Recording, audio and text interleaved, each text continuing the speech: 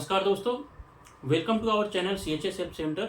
Friends, आज के इस वीडियो में हम लोग डिस्कस करने वाले MLA फंड के बारे में। MLA फंड होता क्या है, इसको ले कैसे सकते हैं और किस पर्पज़ से लिया जा सकता है, मैक्सिमम अमाउंट क्या है।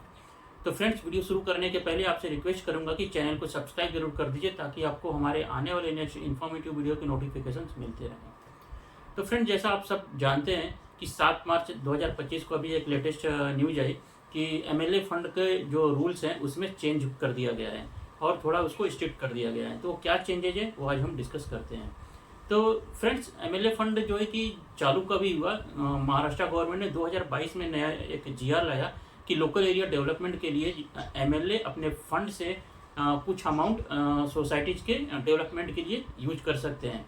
ओके, तो उसमें अभी चेंज ये लाया गया कि ये फंड उसी सोसाइटीज को मिल पाएगा जिनके compliance MCS act 1960 and MCS rule 1961 में जो बताए गए हैं वो कंप्लायंस 100% फॉलो होना चाहिए।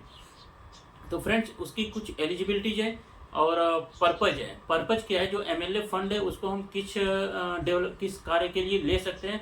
उसको हम ले सकते हैं सोलार पैनल के लिए, रेन वाटर हार्वेस्टिंग के लिए, आपका इंटरनल जो रोड है उसके रिपेयर के लिए, पेवर ब्लॉक्स के लिए और जिम के लिए, स्मॉल पार्क डेवलपमेंट के लिए। ये सारे कार्य के लिए हम अपने लोकल जो MLA हैं उनको अप्रोच कर सकते हैं फंड के लिए। ओके, और उसमें मैक्सिमम जो अमाउंट्स है वो क्या है, एक सोसाइटीज को 50 लाख तक का अमाउंट मैक्सिमम अलाउड है MLA फंड से।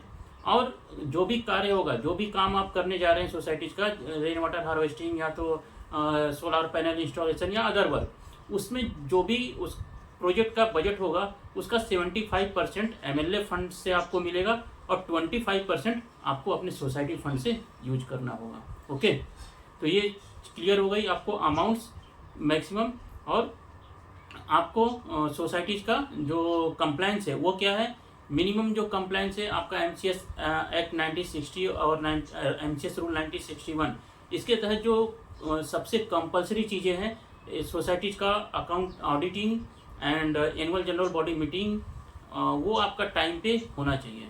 अब इसमें बताया गया है कि आपके सोसाइटी का लास्ट 3 इयर्स का ऑडिट और annual general body meeting within the time line as per the MCS act जो बताया गया 30 सितंबर उसके पहले हो जाना चाहिए।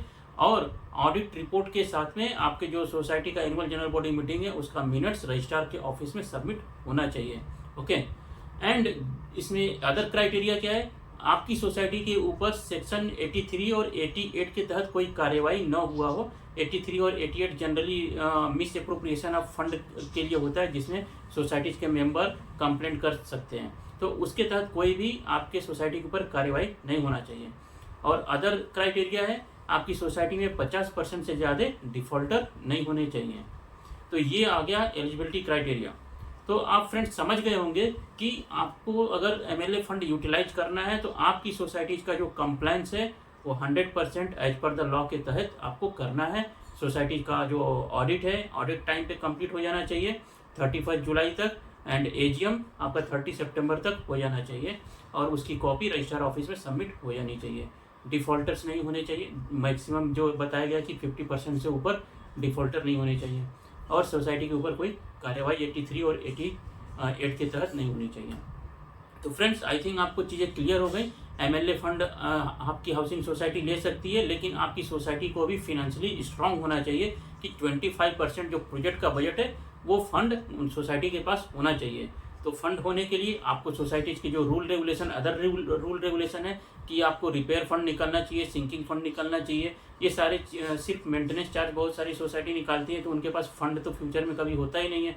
तो वो गवर्नमेंट के ये जो बेनिफिट्स हैं वो भी नहीं उठा पाएंगे अगर आप कंप्लायंस फॉलो नहीं कर रहे हैं। तो फ्रेंड्स, इस वीडियो में इतना ही। और अगर आपको कुछ भी सजेशन है या तो फिर कुछ नए टॉपिक्स पे वीडियो चाहिए तो आप कमेंट बॉक्स में लिख सकते हैं। जब भी मुझे टाइम मिलेगा तो आपके लिए नया वीडियो बनाने के लिए ट्राई करूँगा।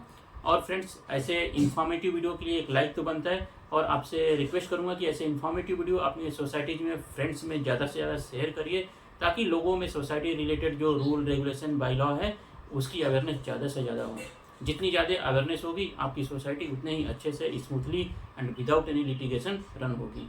तो friends, thank you for watching. मिलते हैं।